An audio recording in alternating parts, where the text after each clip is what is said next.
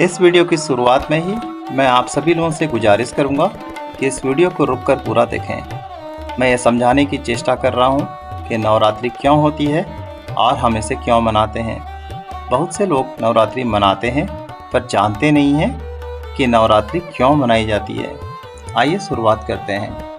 नवरात्रि यानी 9 रातें शक्ति की साधना का पर्व है। इसका उल्लेख देवी महात्म्य और मार्कंडेय पुराण में मिलता है।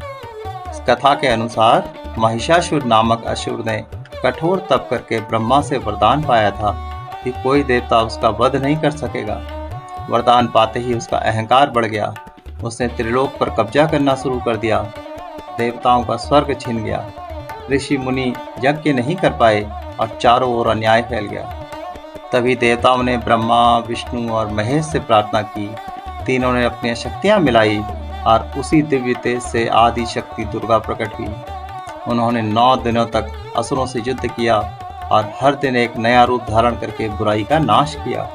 10वें दिन उन्होंने महिषासुर का वध कर धर्म की विजय स्थापित करी और यही दिन विजयादशमी कहलाया। इसी स्मृति में हर वर्ष नवरात्रि मनाई जाती है। नवरात्रि केवल एक देवी की पूजा का पर्व नहीं है, बल्कि शक्ति के सभी रूपों की आराधना का समय है। युद्ध के दौरान देवी ने आवश्यकता अनुसार 9 अलग अलग रूप धारण किए।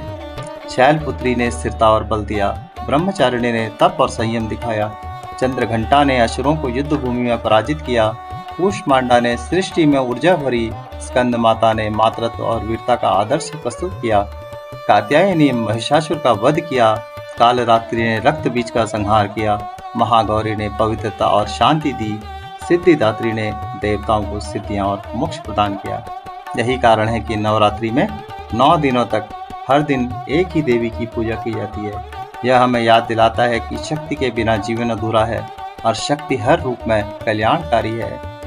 कुछ विस्तृत इनके बारे में बताना चाहूँगा। माँ शैलपुत्री जो शक्ति का प्रथम रूप है, वो पिछले जन्म में सती थी, जिन्होंने अपने पिता दक्ष के यज्ञ में पति शिव का अपमान न सह पाने के कारण देह त्याग दी थी। पुनर्जन्म में वो हिमालय की पुत्री बनी, इसलिए उन्हें शैलपुत्री कहा गया। उनका वाहन नंदी है और हाथ में त्रिशूल व कमल धारण करती हैं। कहा जाता है कि असुरों के पहले युद्ध में मां शैलपुत्री ने देवताओं की रक्षा की। अपने त्रिशूल से उन्होंने असुरों की एक पूरी सेना को पीछे हटाया। यह रूप स्थिरता और भक्ति का प्रतीक है। मां ब्रह्मचारिणी जो तप और संयम की देवी हैं। जब पार्वती ने शिव को पाने के लिए संकल्प किया तो उन्होंने हजारों वर्षों तक कठोर तप किया। पहले केवल फल खाया और फिर केवल पत्तों पर रही और अंत में बिना अन्न जल की तपस्या की।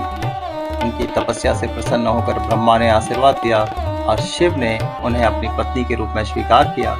मां ब्रह्मचारिणी का जीवन संदेश है कि कठोर तप और आत्म संयम से ही सिद्धि और मोक्ष प्राप्त होते हैं।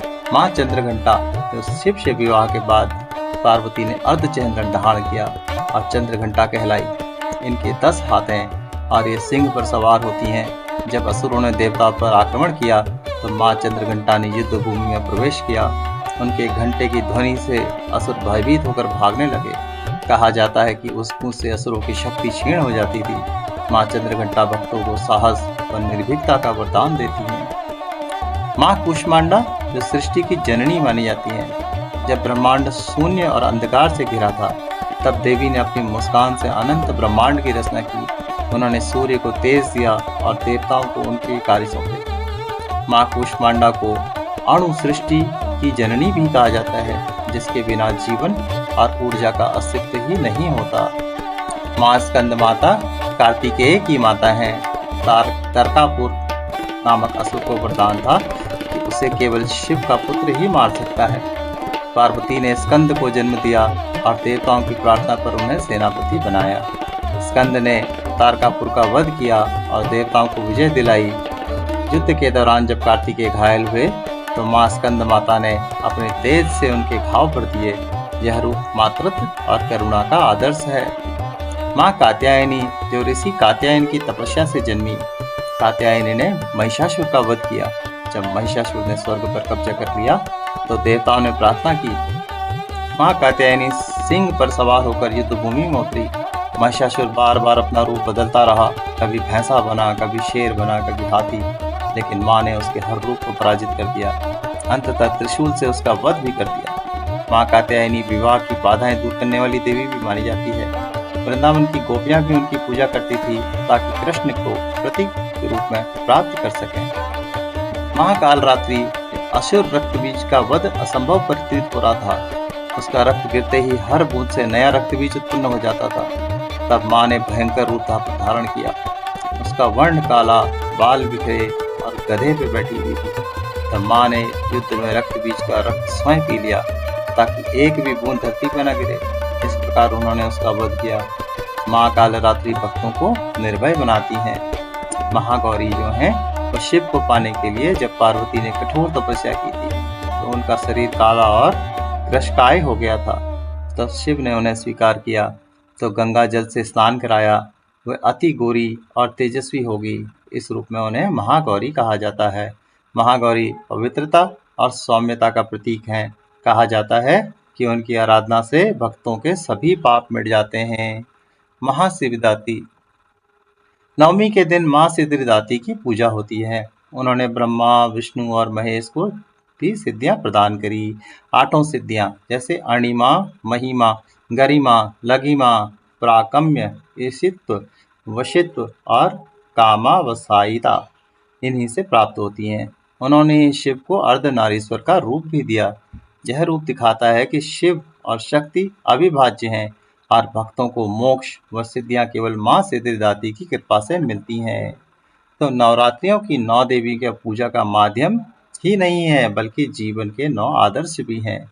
शैलपुत्री हमें स्थिरता बताती है, ब्रह्मचारिणी तप का महत्व बताती हैं, चंद्रघंटा साहस जगाती हैं, कूष्मांडा सृष्टि की ऊर्जा देती हैं, स्कंद माता मातृत्व की मूर्ति हैं, कात्यायनी न्याय और पराक्रम की देवी हैं, कालरात्रि और अंधकार का नाश करती हैं, महागौरी पवित्रता का प्रतीक है और सिद्ध देवी मोक्ष की दात्री हैं। नवरात्रि हमें याद दिलाती है कि शक्ति हर रूप में हमारे भीतर विद्यमान है।